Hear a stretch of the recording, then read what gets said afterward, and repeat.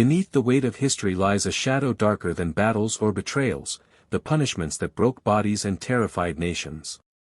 For rulers of the past, law was not written only on scrolls but carved into flesh, burned into bone, and left as whispers in the wind for generations. Imagine a crowd gathering in the heart of a medieval city, their breath misting in the cold air, eyes wide with dread. Soldiers drag forth a man condemned not for theft but for defiance, his trembling steps echoing on stone. Around him, mothers clutch their children close, some looking away, others forcing themselves to watch.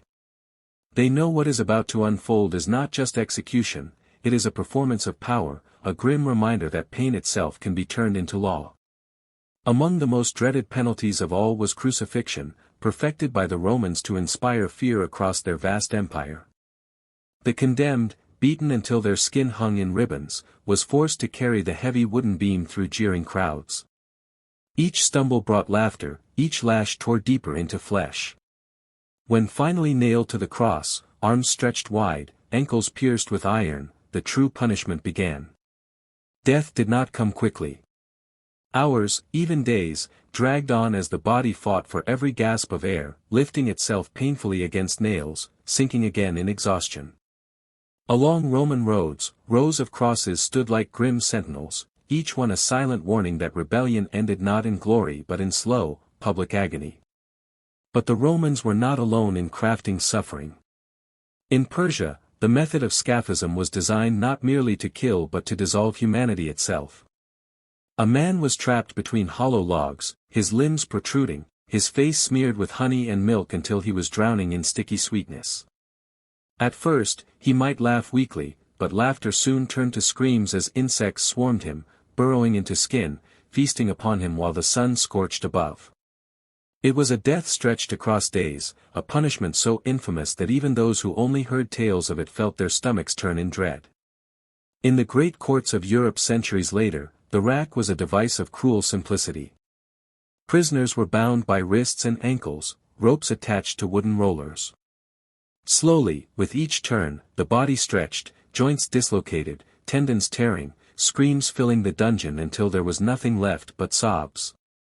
The rack was not always meant to kill, it was designed to break will, to shatter resistance, to turn even the proudest into whispers of confession.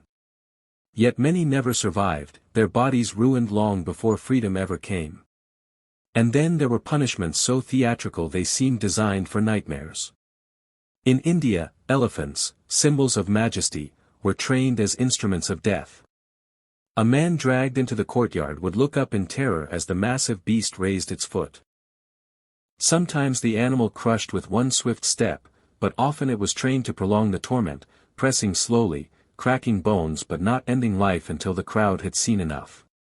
Each scream, each pleading look, was etched into the memory of those who watched, a story retold around fires to remind all of the ruler's power.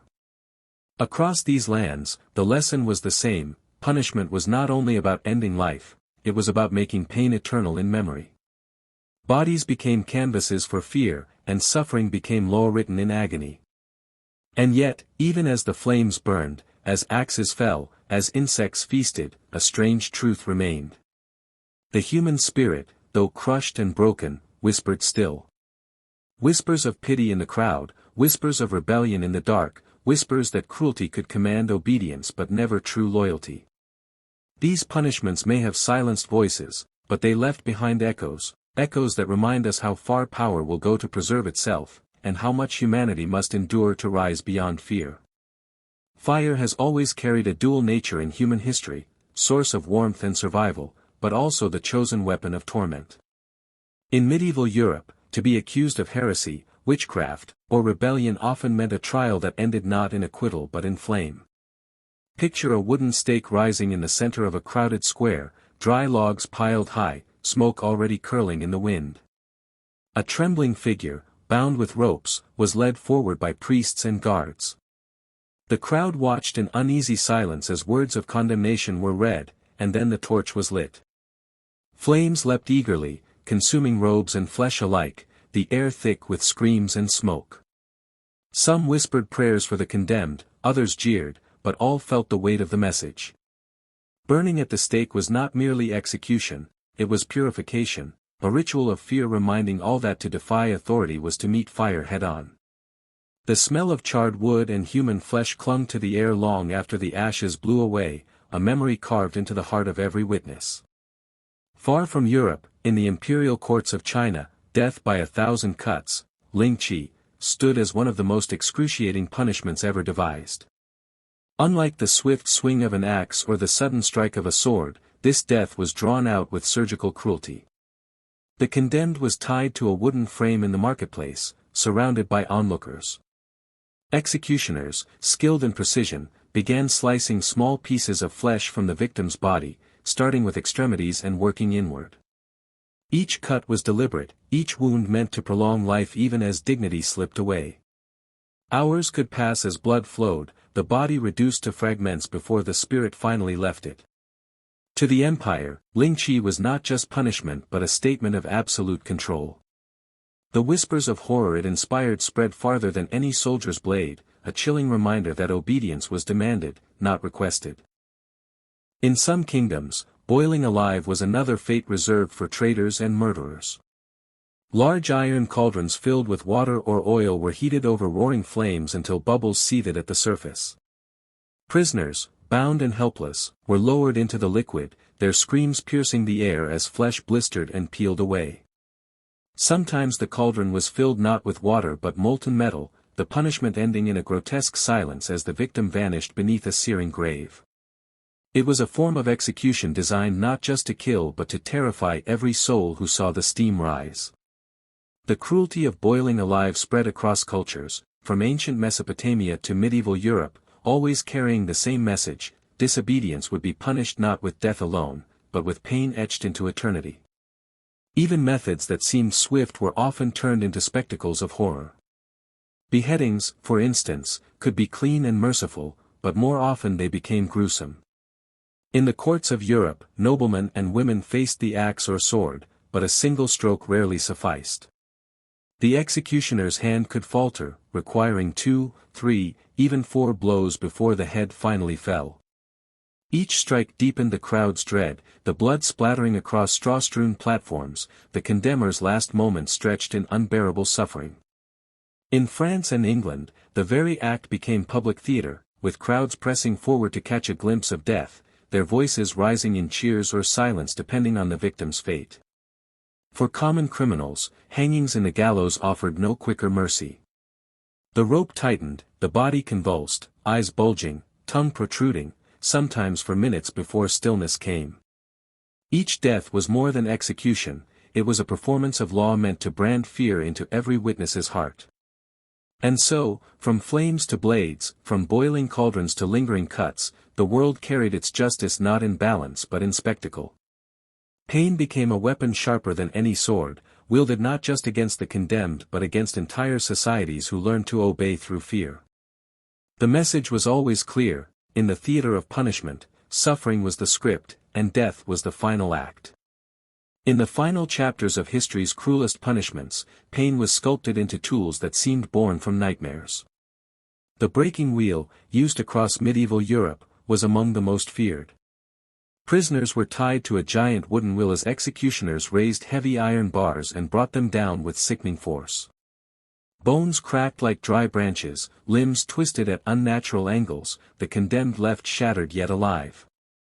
The broken body was then woven into the spokes of the wheel and raised high, turning the victim into a gruesome spectacle for villagers and travelers alike. Birds circled above, feeding on the helpless, while the wheel creaked in the wind.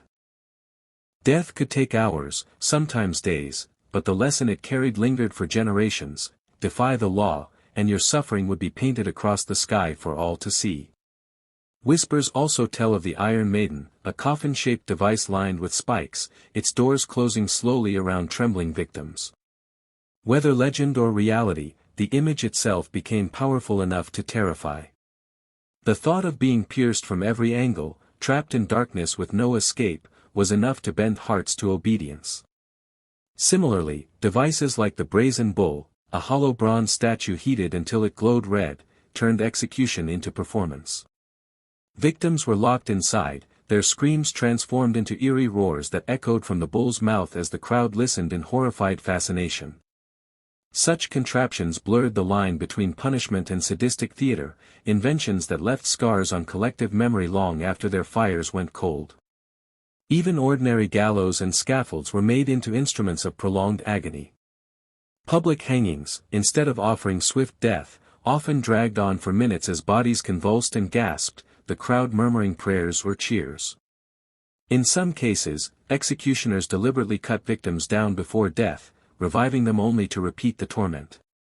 For women, punishments like burning or drowning carried not only pain but humiliation, their deaths staged as morality lessons for all who watched. The cruelty was never confined to the condemned alone, it reached into the souls of every spectator, binding communities in shared fear. And yet, as centuries turned, a new question began to stir. Was justice truly found in pain? Did fear strengthen society, or did it only deepen its shadows? Philosophers, writers, and reformers whispered that the greatness of a civilization could not be measured by how brutally it punished, but by how humanely it treated even the condemned. Slowly, execution lost its place as public theater, retreating from marketplaces into hidden chambers. The spectacle of pain began to fade, though never completely erased. The echoes of those punishments, screams from wheels, flames at the stake, cries beneath gallows, still haunt the ruins, the chronicles, the very stones of old cities. Today, when we look back at the most painful death penalties in history, we are not merely recounting cruelty, we are staring into a mirror. These punishments reveal how power can twist justice into terror, how fear can silence societies, and how suffering was once carved into the foundations of law. But they also remind us that humanity, though capable of darkness, can learn, can rise, can change. The condemned of history may have perished in agony, but their suffering left behind a lesson: true justice is not written in pain, nor enforced by fear, but born in the strength to break the cycle of cruelty. Their voices may be silent, but their agony still speaks, urging us never to return to the shadows from which we came.